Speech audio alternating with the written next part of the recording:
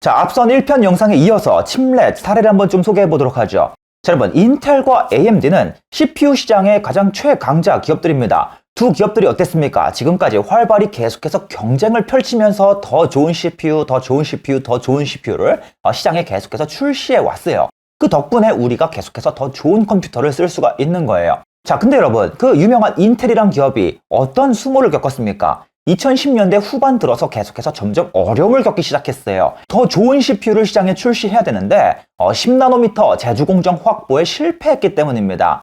이 공정 확보에 실패하다 보니까 어떤 일이 생기는가? 경쟁사인 AMD가 더 좋은 CPU를 시장에 더 싼 값으로 들고 나오게 되고, 이로 인해서 인텔이 시장 점유율을 뺏기는 그러한 불상사가 발생합니다. 그래서 인텔이 이러한 부진을 몇 년 내내 계속해서 겪게 돼요. 최근까지도 이어지고 있는 것인데 그러던 중에 2021년에 흥미로운 소식이 딱 발표가 됐습니다. 어떤 소식이요?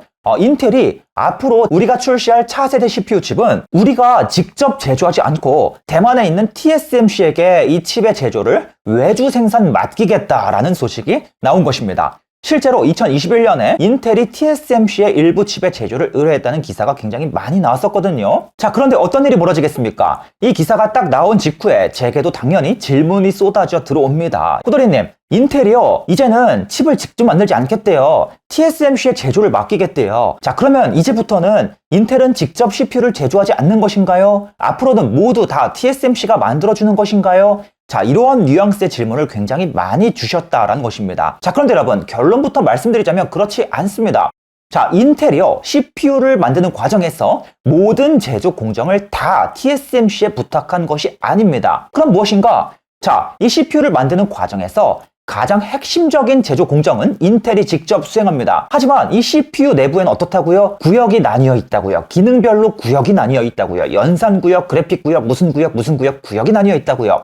자, 이러한 구역 중 일부 구역에 한해서만 TSMC에게 만들어달라라고 외주 요청을 했다라는 것입니다. 아니, 근데 하나의 CPU를 만드는데 어떻게 일부는 인텔이 만들고 어떻게 일부는 TSMC가 만들어요?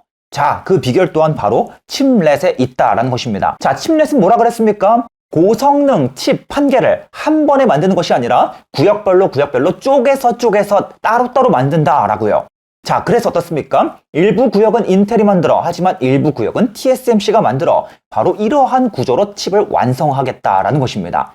지금까지는 인텔이 칩렛 구조의 CPU를 도입하지 않아 왔어요. 하지만 앞으로는 이와 같은 구조를 이용해서 만들겠다라는 것입니다. 자, 그래서 어떻습니까? 인텔이 올해부터 출시하는 CPU는 기존 CPU와 차원이 다른 제품들이 출시되기 시작합니다. 바로 경쟁사인 AMD를 따라서 칩렛 CPU가 도입되기 시작하는 것입니다. 자, 인텔은요, 이러한 칩렛 CPU를 우리가 집에서 사용하는 이 PC용 CPU 같은 경우에는 인텔의 14세대 제품부터 칩렛 구조가 도입되기 시작하고요. 그리고 인텔의 서버용 CPU, 고성능 CPU 같은 경우에는 이미 출시된 사파이어 래피즈부터 이러한 칩렛 구조가 도입됩니다. 자, 사파이어 래피즈는 제가 나중에 따로 영상을 한번 만들어 볼게요. 그래서 이번 영상에서는 이 14세대 제품을 중심으로 한번 예시를 들어보도록 하겠습니다.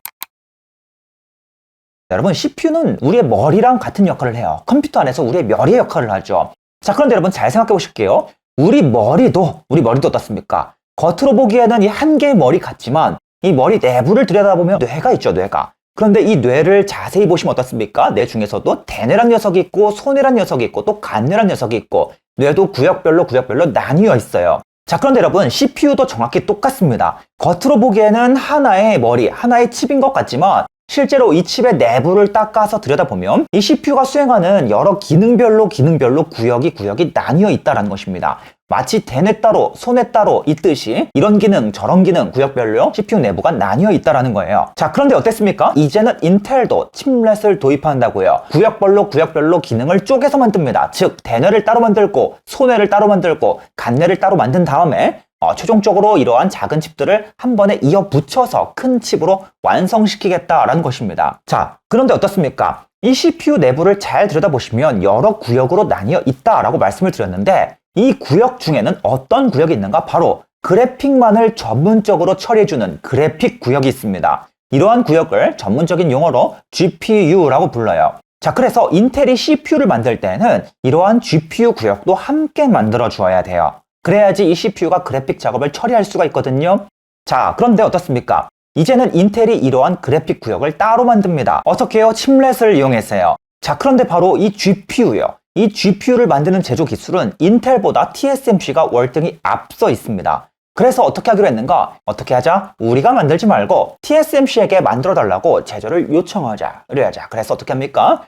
TSMC가 이 칩렛을 만들어주기로 결정한 것입니다. 그리고 어떻게 합니까? 나머지 구역들은 인텔이 직접 제조한다라는 것입니다. 자, 그래서 인텔이요, 이 TSMC에게 제조를 의뢰했던 요 GPU 구역은요, TSMC의 3나노미터 공정을 이용해서 만들어줘라고 이제 요청을 하려고 했었어요. 그런데 이제 3나노 공정이 몇 가지 문제가 있었어요. 수율 문제도 있고, 이미 고객사가 차 있는 문제도 있고, 딜리버리가 늦어지는 것이죠. 그래서 이제 인텔이 TSMC의 3나노 공정은 이용하기 좀 어렵겠고, 대신에 TSMC의 5나노미터 공정을 이용해서 만들자. 이렇게 이제 결정이 되었다라고 보시면 되겠습니다. 자, 그래서 어떻습니까? 자, 인텔의 14세대 CPU는 칩렛 구조로 출시가 됩니다. 그림에서 보시다시피 칩렛이 하나의 커다란 기판 위에 딱딱딱 붙어 있는 구조로 제품이 출시될 예정이에요. 이 제품은 계획상으로는 올해 하반기에 나올 것 같습니다만, 만약에 늦어지게 되면 내년에 출시될 가능성도 있겠습니다. 자, 참고로 어땠습니까, 여러분? 인텔이 지난번 13세대 제품이요. 13세대 CPU는 모두 다 인텔이 직접 만들었거든요. 이 제품은 흥행에 성공했을까요? 실패했을까요? 경쟁사의 AMD 제품보다 가성비가 좋다라는 평가를 받으면서 시장에서 선방하는 그런 분위기였어요. 그런데 어떻습니까? 올해 출시될 14세대 CPU는 인텔도 칩렛 구조로 이제 CPU를 만들게 되면서 원가 절감에 더욱더 유리해지는 특징이 나타날 것이고요. 이로 인해서 AMD와 인텔 간의 경쟁이 더욱더 치열해질 것이다. 우리가 더 좋은 성능의 CPU를 보다 싼 가격에 구입할 가능성이 좀 높아질 수 있겠다. 이렇게 한번 좀 생각을 해볼 수가 있겠습니다.